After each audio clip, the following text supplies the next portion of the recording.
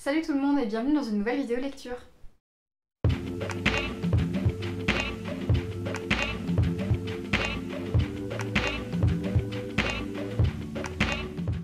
Je trouve que la période d'octobre-novembre se prête plutôt bien à la lecture d'histoires qui concernent des créatures comme les vampires, les sorcières. En tout cas, c'est une période où j'aime bien lire ce genre de choses, donc vous allez en retrouver dans cette vidéo. Je commence avec Vampire de Thierry Jonquet. C'est un roman noir, une sorte de policier qui se passe à Paris et aux alentours. Ça commence avec l'histoire d'un immigré roumain qui vit dans un bidonville et qui découvre un jour un cadavre empalé dans un hangar. Donc l'histoire part de là et l'enquête commence et on va suivre en parallèle de l'enquête une famille de vampires qui vivent, on va dire, dans Paris mais très isolés et qui souhaitent en fait se réintégrer à la société humaine. J'ai vraiment trouvé l'ambiance très chouette, j'ai l'humour, le style m'ont un petit peu rappelé les policiers de Fred Vargas et je trouve que c'est un petit peu une écriture, alors je vais pas le dire dans le sens négatif, mais c'est une écriture un peu de boomer, vraiment pour faire référence à ces auteurs, ces autrices qui sont nés dans les années 50, 60, qui ont vraiment ce type d'humour, ce type d'écriture, je trouve, qui est caractéristique en fait de cette génération, j'ai l'impression. Enfin, du coup là c'est plutôt dans un sens positif que je le dis. J'ai bien aimé aussi cette façon de contextualiser les vampires dans un milieu contemporain et parisien, tout en n'occultant pas certaines réalités sociales, parce qu'on a quand même ce personnage de migrant roumain qui est pas forcément un personnage très important, mais le fait de commencer avec ce type de contexte de bidonville, je trouve que c'est quand même assez fort pour un roman qui se passe à Paris, où on a toujours une image très romantisée, un peu très romantique de Paris, très idéalisée, et là ça coupe un peu cet aspect-là, je trouve. J'ai eu du mal à voir le lien entre l'histoire de cette famille de vampires au début et l'enquête, et au fur et à mesure on arrive à un moment du roman où il y a le déclic qui se fait, on comprend enfin le lien, sauf qu'en fait le roman s'achève là parce que malheureusement Thierry Jonquet est décédé avant d'avoir pu terminer l'écriture de cet ouvrage. Donc du coup on reste un peu sur notre faim et je pensais pas que ça serait aussi frustrant, parce que pour le coup là il y avait vraiment quelque chose qui se débloquait. Je me disais ah ouais c'est bien, on va voir où ça va, parce qu'il commençait à y avoir un petit peu de... L'histoire commençait un peu à me perdre, ça commençait à retomber un peu et puis là ça revenait et puis bon, malheureusement je n'aurai jamais la fin. C'est à nous de l'imaginer. Avis aux âmes sensibles, il y a la scène de l'empalement au tout début du roman, elle va être vraiment très détaillée, très décryptée et honnêtement ça m'a vraiment dérangée, enfin c'était vraiment pas évident à lire par moments, donc si c'est des choses qui vous gênent vraiment, sachez-le, vous êtes prévenus. Je continue ma quête des Rougon-Macquart avec La Conquête de Plassans de Zola, le 4e volume de cette série.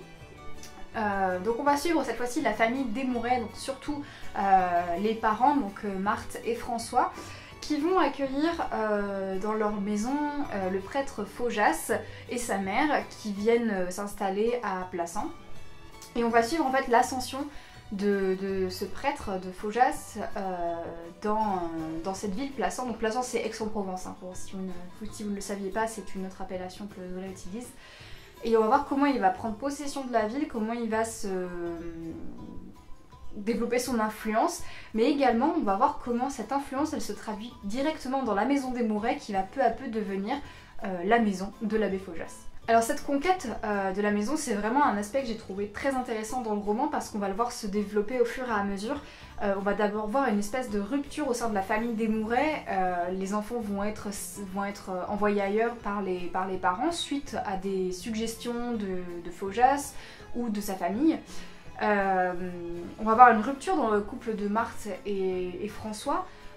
C'est quelque chose que Zola fait tout en abordant des thématiques qui sont quand même très progressistes pour son époque. Très progressiste, je sais pas si ça se dit, pour son époque en tout cas, comme tout simplement l'émancipation de la femme par rapport à son mari, mais aussi la violence dans le conjugal. Le prêtre Faujas va ensuite réussir à isoler en fait François Mouret et à le rendre fou, hein, concrètement. Et c'est impressionnant parce qu'au début du roman, François Mouret est un personnage qui nous apparaît très antipathique. C'est un personnage qui est prétentieux, qui est bourgeois, qui est vraiment désagréable, même avec sa femme, il est tout à fait odieux. Et la fin du roman va en faire un personnage pour qui on va avoir de l'empathie, pour qui on va avoir de la pitié, tant il va avoir été transformé par le comportement de l'abbé Faujas. L'abbé Faujas va aussi faire venir sa sœur et son beau-frère dans cette maison, et ce couple va également semer, on va dire, un désordre dans la maison, puisqu'ils vont commencer à manipuler Marthe pour qu'elle leur donne de l'argent, ils vont voler des objets. Vraiment, on va voir en fait toute la famille de Faujas et sa famille et ses alliés qui vont s'emparer de la maison des Mouret et se l'approprier finalement. Je dirais que ce qui m'a moins plu dans le roman, c'est que j'ai eu du mal parfois à distinguer les vrais intérêts de Faujas dans sa conquête de Plassans. On sait que c'est un prêtre bonapartiste et qu'il a donc du coup intérêt à influencer les votes pour certains députés. Mais on sait qu'il est missionné par quelqu'un de Paris, mais on sait pas trop qui. Enfin bref, j'ai eu un peu de mal à voir quels étaient précisément les enjeux de la venue de Faujas. Faudra peut-être que je lise le dossier, la préface de l'édition que j'ai, parce que qui sont en général très intéressantes pour comprendre le contexte historique qui a accompagné l'écriture du roman. Donc peut-être que ça me donnera des éclaircissements. Ça n'a pas empêché que ce soit un roman que j'ai beaucoup apprécié, alors que j'en attendais pas grand-chose. Je vous avoue qu'en voyant la couverture, en lisant le résumé, je me disais oh là là, on va suivre un prêtre, ça va pas être très intéressant. Le rythme est lent certes, mais c'est très... On voit vraiment en fait la toile d'araignée qui se développe, qui se tisse au fur et à mesure, et c'est impressionnant. Et surtout, Zola nous offre un final. Je crois que c'est une des fins de livre qui m'a le plus marqué, je pense. C'est très puissant, très violent ce qui se passe à la fin. Et voilà, vraiment c'est l'apogée, c'est ce que fait souvent Zola dans ses romans de Rouleau Macquart. Et honnêtement, je pense que c'est un de mes volumes de la série préférés avec Germinal. Je pense même qu'il dépasse La Fortune des Rougon, c'est dire. Donc vraiment, Zola c'est un écrivain qui me surprend de plus en plus à chaque fois. J'ai lu Les Sorcières de Céline Duchesnay, qui est un très très bel ouvrage comme vous pouvez le voir. Je crois que j'ai pris en partie pour ça, parce que je trouvais qu'il était très bien illustré, qu'il y avait une mise en page qui était superbe. Alors en fait c'est l'adaptation papier du podcast La série documentaire Sorcières, donc qui était présentée par Céline Duchesnay sur France Culture. Et cet ouvrage va nous présenter une sorte d'étude de la sorcière à travers les siècles, donc avec la chasse aux sorcières, la sorcellerie, des figures de sorcières et également maintenant les sorcières politiques et féministes. J'avais un peu peur que cet aspect esthétique, visuel vraiment très beau ne soit là en fait que pour dissimuler un texte plutôt creux et pas très intéressant, pas très pertinent. Il n'en est rien parce que j'ai appris vraiment beaucoup de choses en lisant cet ouvrage. D'un point de vue historique et même actuel en fait sur des personnes aujourd'hui qui se considèrent comme sorcières, et on se rend compte en fait, qu'il y a toute une communauté qui s'associe à ça et qui s'en sert pour défendre des convictions politiques. C'est un ouvrage que je trouve vraiment complet. Alors il entre peut-être pas forcément dans les détails, mais pour commencer en tout cas c'est une excellente base je pense. Et puis surtout il est bien structuré, je trouve qu'il y a un ensemble qui est cohérent.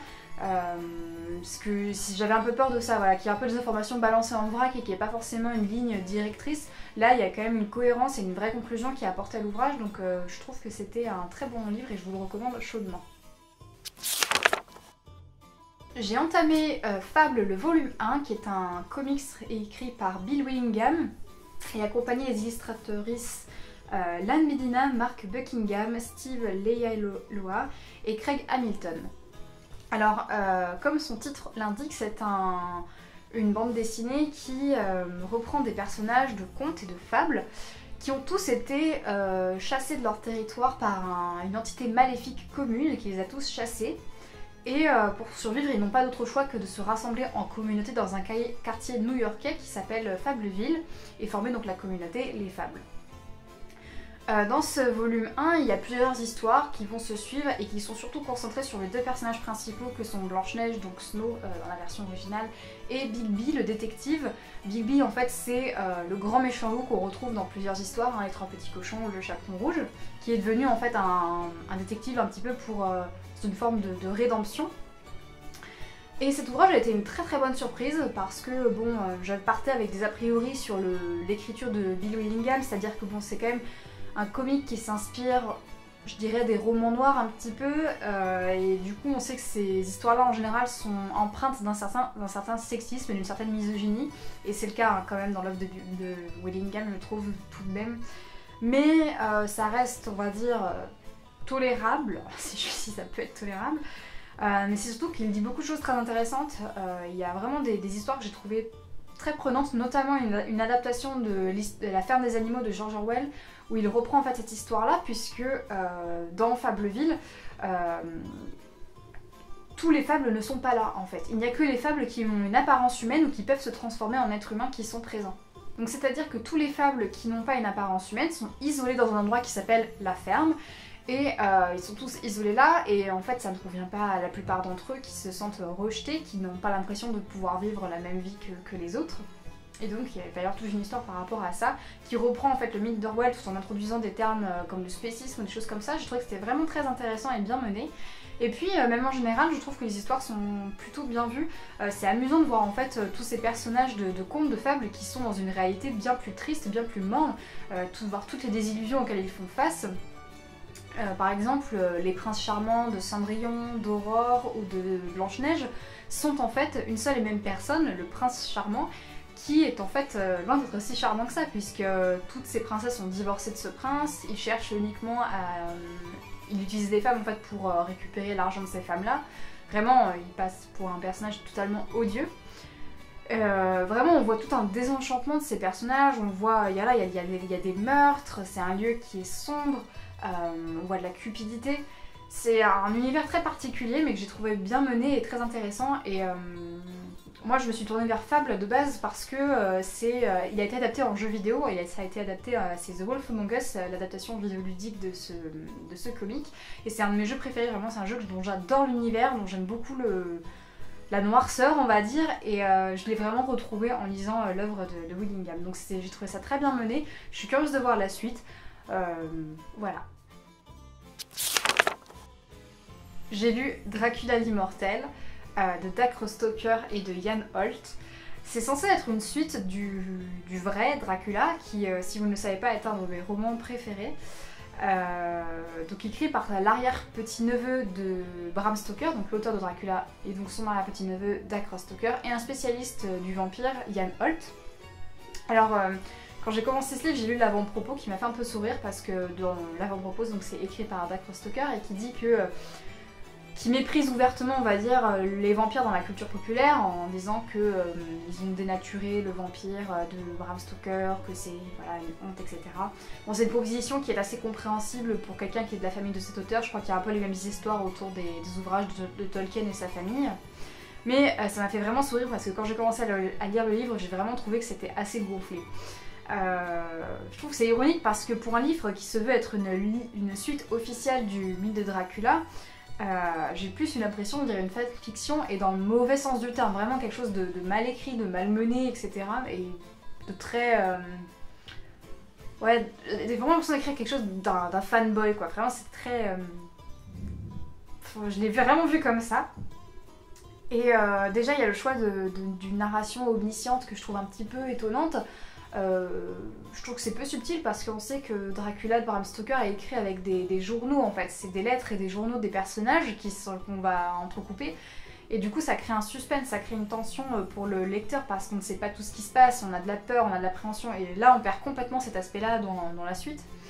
Il y a des fils scénaristiques qui sont du vu et du revu et qui je trouve pour le coup piétinent même le mythe de Dracula, il y a vraiment des choses qui sont remises en cause, enfin c'est très étonnant. En tout cas, pour quelque chose qui se veut être une suite officielle, je trouve ça assez surprenant. Et puis par exemple, dans Dracula l'immortel, il y a le personnage de Bram Stoker, donc dans l'ouvrage.